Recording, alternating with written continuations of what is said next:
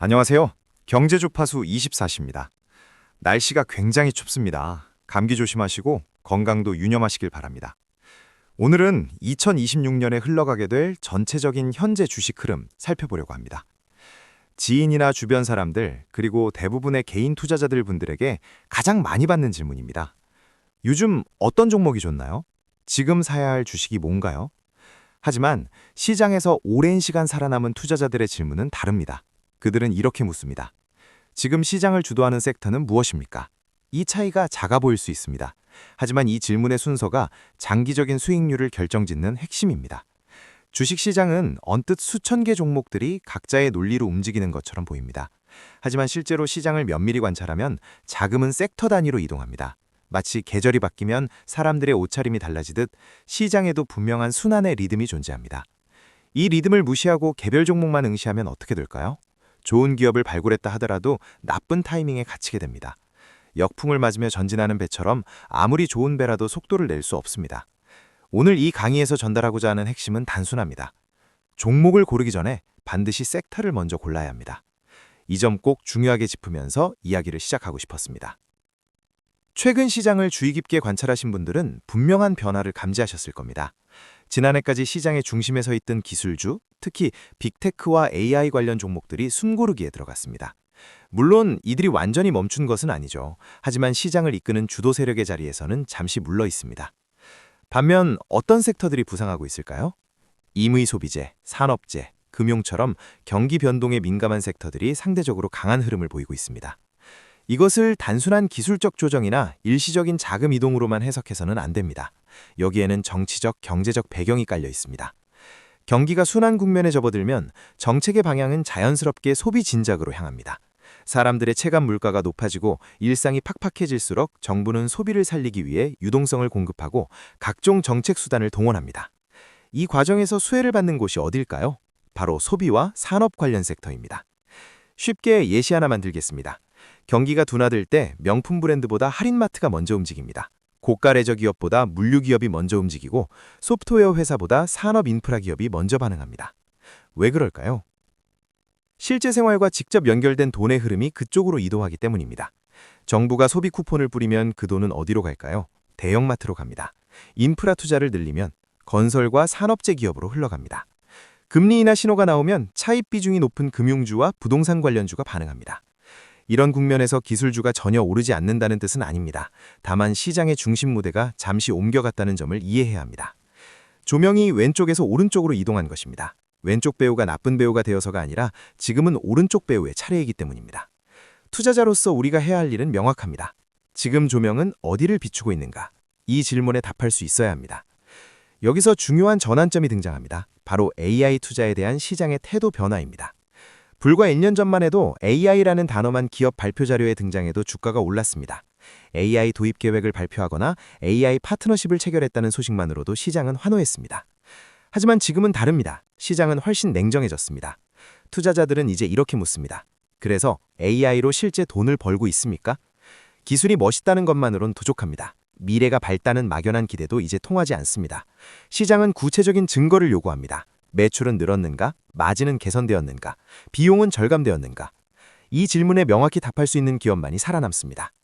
그 대표적인 사례가 바로 아마존입니다. 아마존을 단순한 이커머스 기업으로 보는 것은 20년 전의 시각입니다. 오늘날 아마존은 AI 시대의 핵심 플레이어입니다. 어떻게 그렇게 되었을까요? 첫째, AWS라는 세계 최대 클라우드 사업을 보유하고 있습니다. 이것은 단순한 클라우드가 아닙니다. AI 인프라의 준추입니다. 수많은 기업들이 AI 서비스를 개발하고 운영하기 위해 AWS를 사용합니다. 아마존은 AI 시대에 도로와 전기를 공급하는 기업입니다. 둘째, 자체 AI 칩을 개발하고 있습니다. 남에게 의존하지 않습니다. 직접 설계하고 직접 활용합니다. 이것이 무엇을 의미할까요?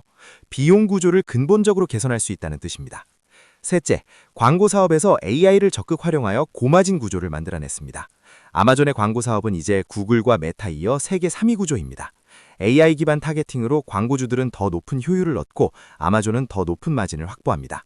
넷째, 물류와 로봇 자동화입니다. 아마존 물류센터에는 이미 수만 대의 로봇이 움직이고 있습니다. AI는 배송 경로를 최적화하고 재고를 예측하고 인건비를 절감합니다. 이해를 돕기 위해 비교해 보겠습니다. A기업, 저희는 AI 기술을 도입했습니다. 앞으로 멋진 서비스를 선보일 예정입니다.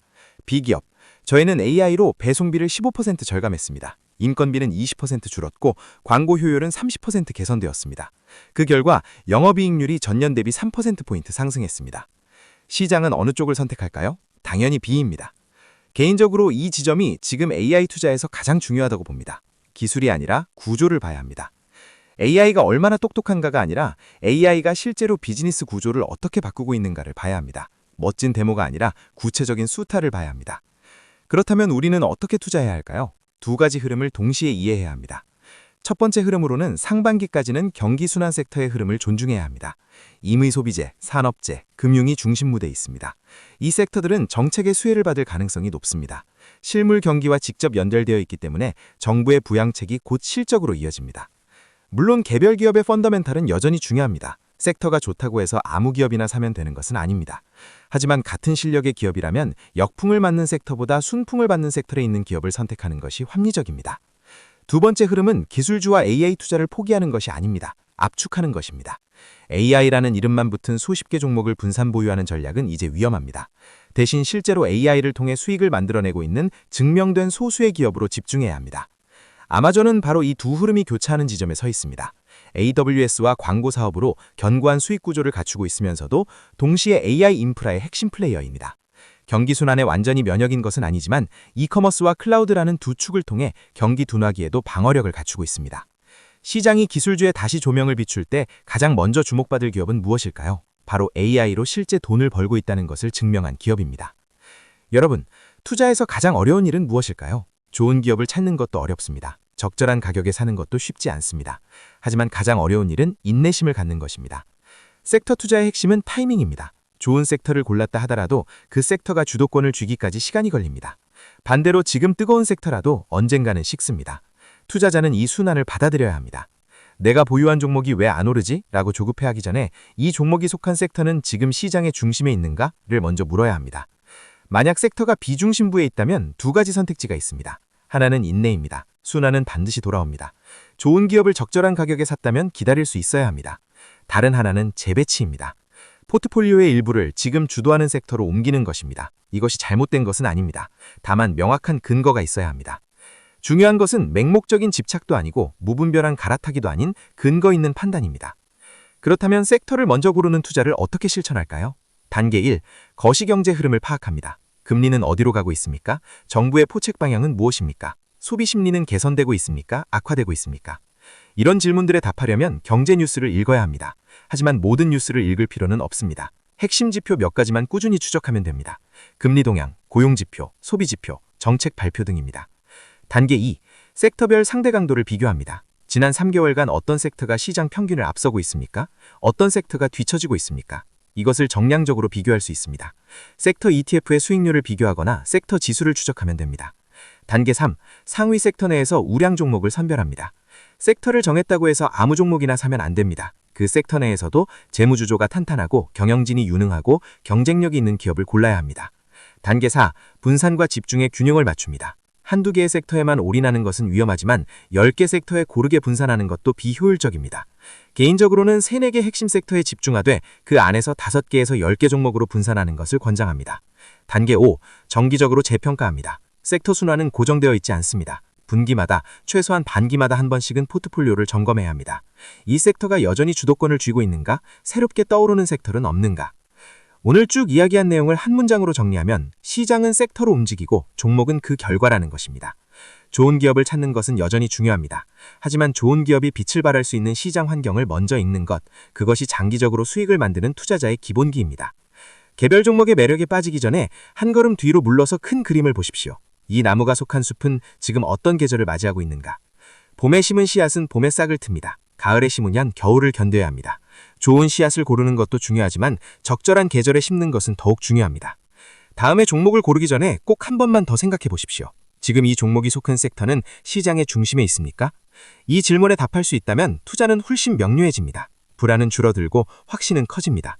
시장의 소음에 흔들리지 않고 자신의 원칙을 지킬 수 있습니다. 투자는 결국 확률의 게임입니다. 100% 확실한 것은 없습니다.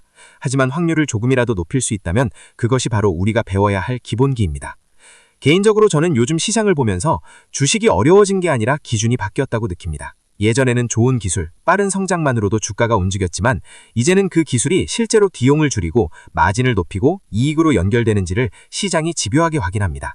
그래서 저는 종목 하나를 보기 전에 항상 이 섹터가 지금 시장의 중심에 있는지, 그리고 이 기업이 구조적으로 돈을 벌 수 있는 위치에 있는지를 먼저 점검합니다.